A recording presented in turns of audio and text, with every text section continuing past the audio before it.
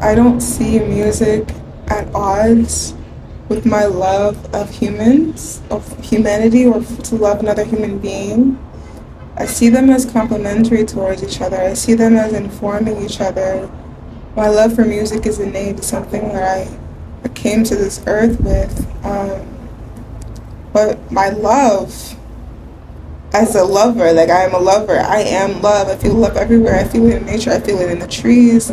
I carry that with me, and my expression of that to another person, and then another person who can reciprocate that, only magnifies the frequency, only magnifies my love for music, only increases the flow of creativity, the flow of abundance, when it's healthy, when it's sweet. And I thank God for my music. I've understood that it's a compass, and when I'm in somebody's presence and I can't create, or I start to feel weird about creating, or I can't create in their presence, or I don't feel comfortable sharing my creation with them, that's a sign. That's my inner compass telling me that this is not a safe relationship, like this isn't love. And love is a place where I can be myself, and it enhances myself. And that's how I feel when I'm alone. And my forecast for what I see for my life is, in this making music, in this pouring myself into my creativity, I expand my lovingness and I become more and more loving. And the relationships that I attract and the people that I attract will also be on that same frequency of loving, and we expand each other. And it's contagious, right? It's supposed to be contagious. It's viral. Like my music is viral, meaning contagious, but also viral in the technical sense, in the social media sense. But one of my favorite readers, Kate, she always talks about this concept of virality really being literal, meaning contagious, meaning it spreads. And as the love multiplies and the love is exponentialized by connecting with other people as well, by having experiences, by connecting with nature as well, connecting with the ocean, connecting with the trees, that expands and it spreads throughout the world, and other people feel the frequency through the music that enables them to love better, that inspires them to love more, to love the people around them more, to love the art more, to love the nature more, to love the world more. And it makes it more difficult to stomach injustice and cruelty and violence against one another, because we're vibrating in this love. So I'm like, how could this love ever be a barrier to loving who's in front of me? To me, that's an oxymoron.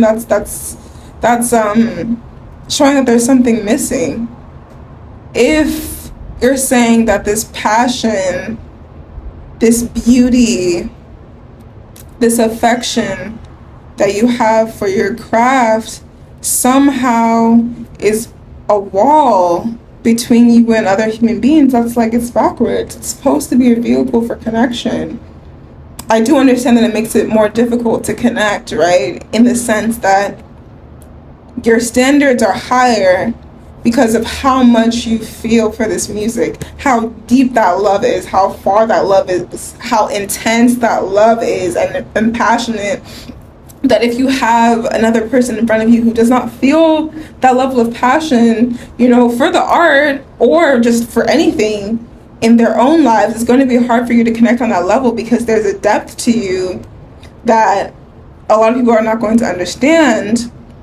However, I think the point is that you're meant to connect with people who are on that frequency and on that wavelength. And when you do, it's just explosive. It's just, that's how you create universes. Literally new universes, new paradigms, new worlds are birthed when two or more lovers, real lovers, connect, and you just like expand. Like, I'm thinking like fusion, like Gogeta shit. That's how I felt the last time I was in love. that was, I had to understand that's what love was supposed to feel like. And I've always been a lover, and I've poured so much love into people who really just didn't have the capacity to love me back. You know? And one that said all the right things but really just was empty, did not have any concept of love. But I projected that onto them. I wanted it to be that because I'm like, I always had the inner feeling of like the way I love myself, that's how it's going to feel when I'm in love. And when I was loving people and they were cruel to me. They weren't kind to me. But more than that, they did not understand me. They were not giving out what I was giving out, and to stay in one of those relationships, which was the worst relationship I've ever had, like blessing and a curse maybe, but definitely something I had to overcome. Like it was an obstacle, definitely kin moment, but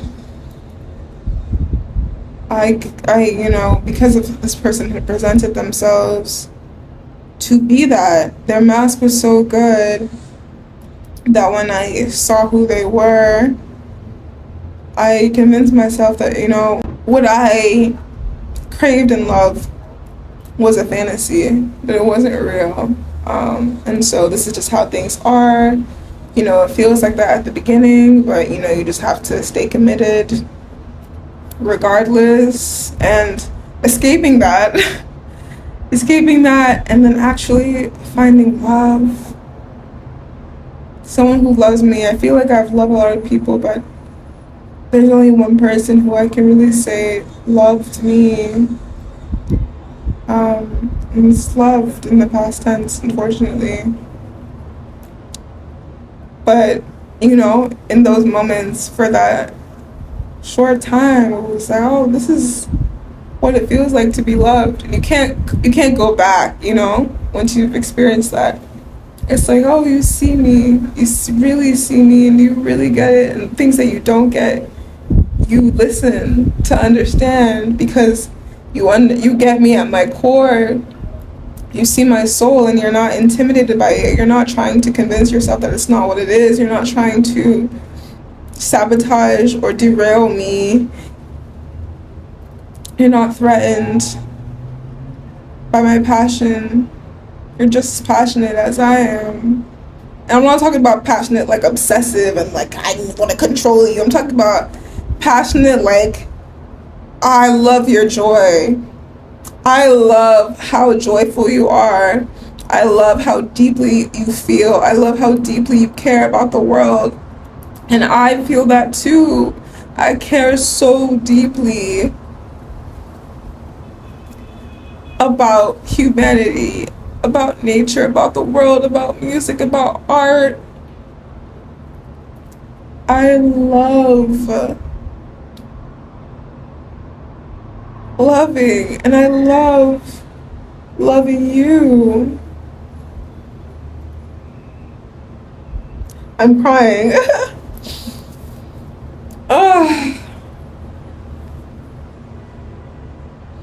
I'm like, I was like, wow, this is what it was supposed to feel like.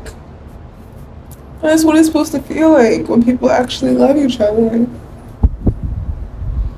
And that, it wasn't a distraction. I can't speak for them, I can speak for me. It wasn't a distraction. I created it was a period of time where I was some of the most creative I've ever been in my life. Surely, like, at that point, the most creative I had been in a really, really long time. Like, I would wake up with songs on my heart, and it wasn't necessarily love songs, honestly, like, not really love songs.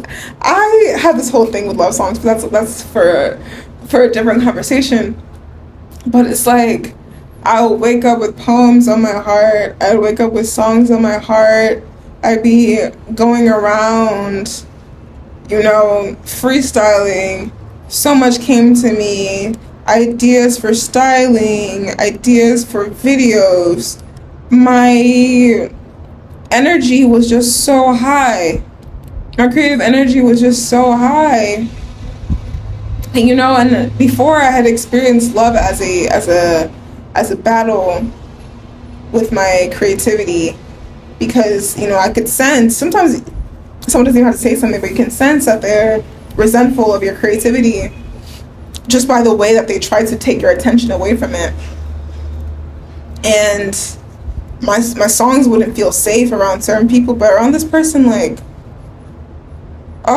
everything was just amplified, and I felt so safe sharing things I hadn't shared with other people.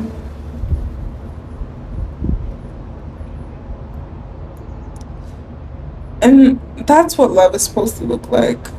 And creativity can never be an obstacle to love. That's what I've understood.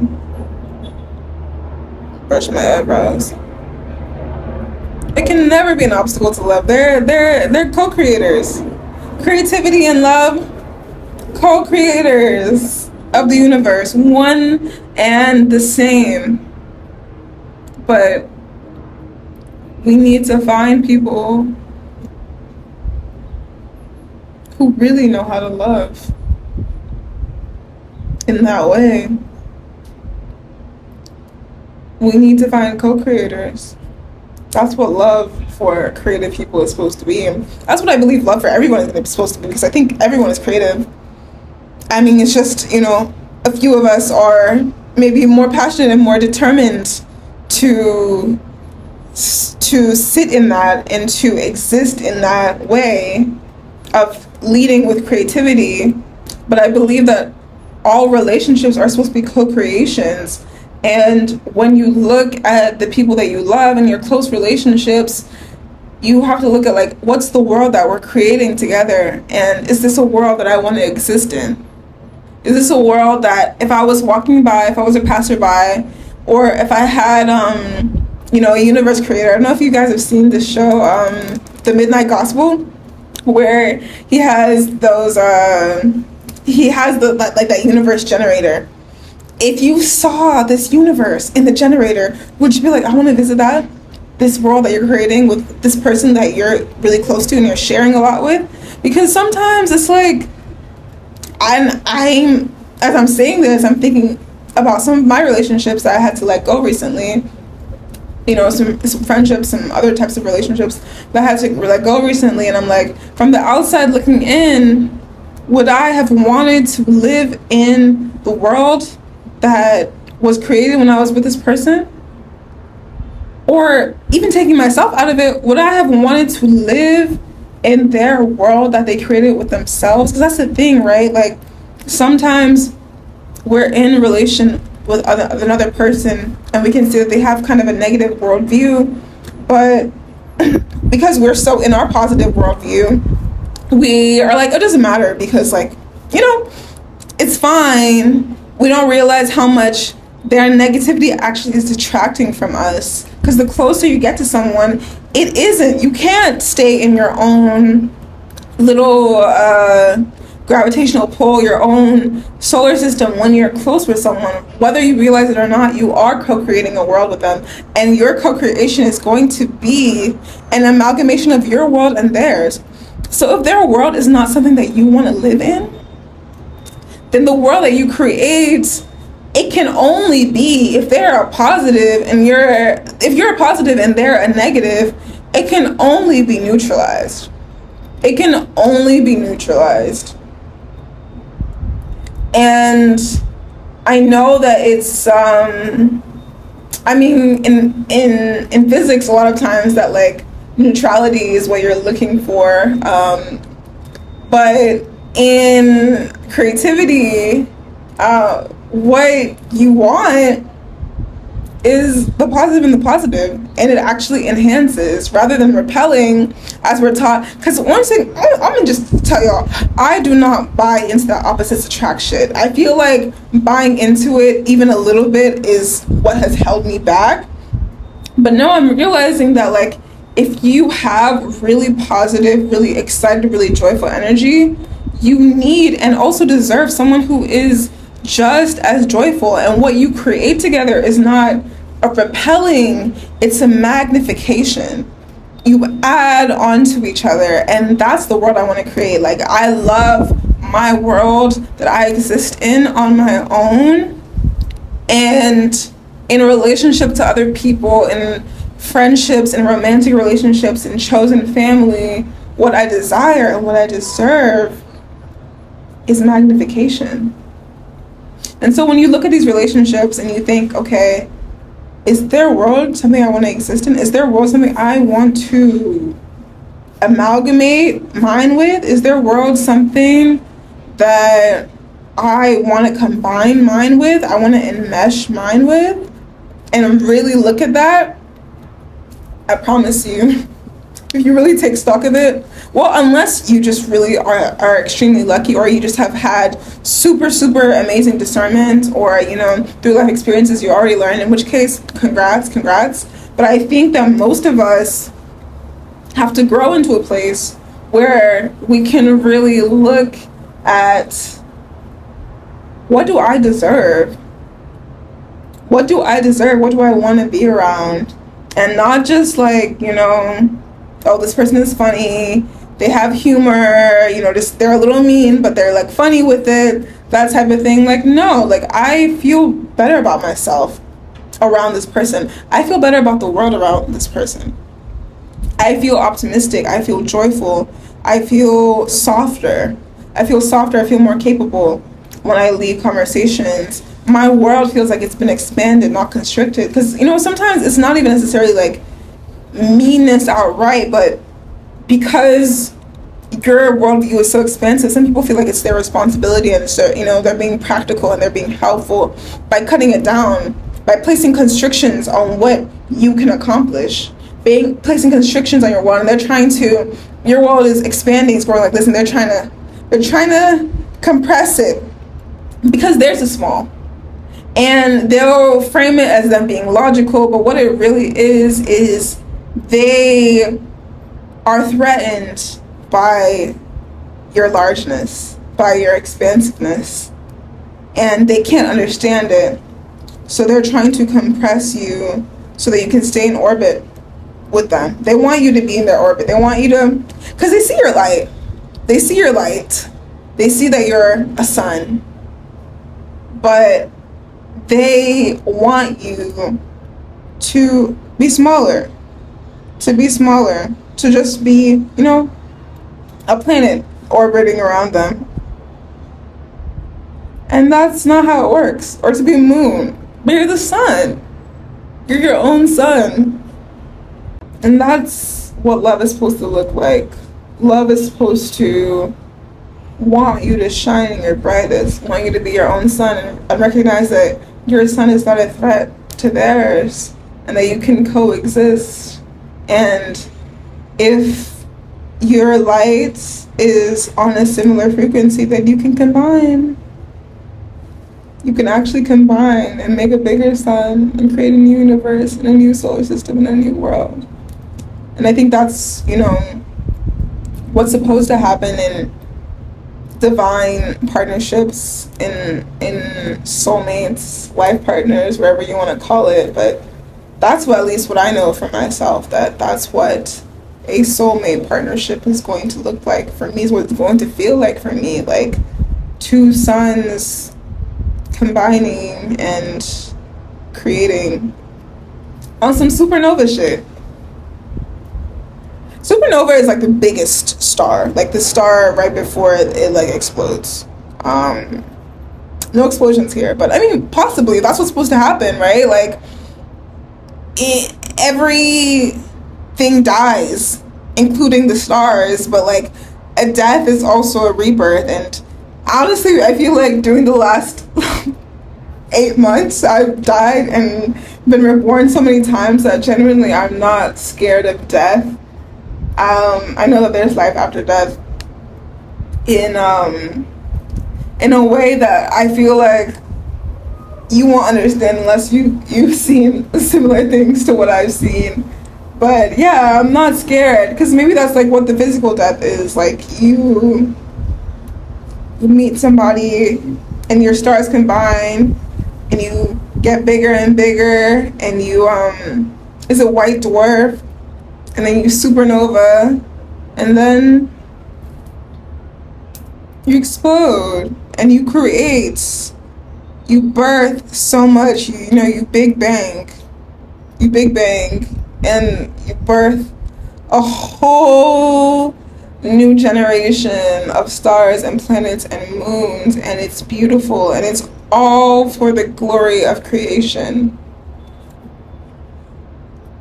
And that's love, and that's creativity, and that's the meaning of life.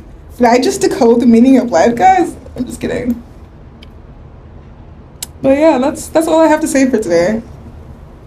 Creativity can never be the enemy of love. They're co-creators.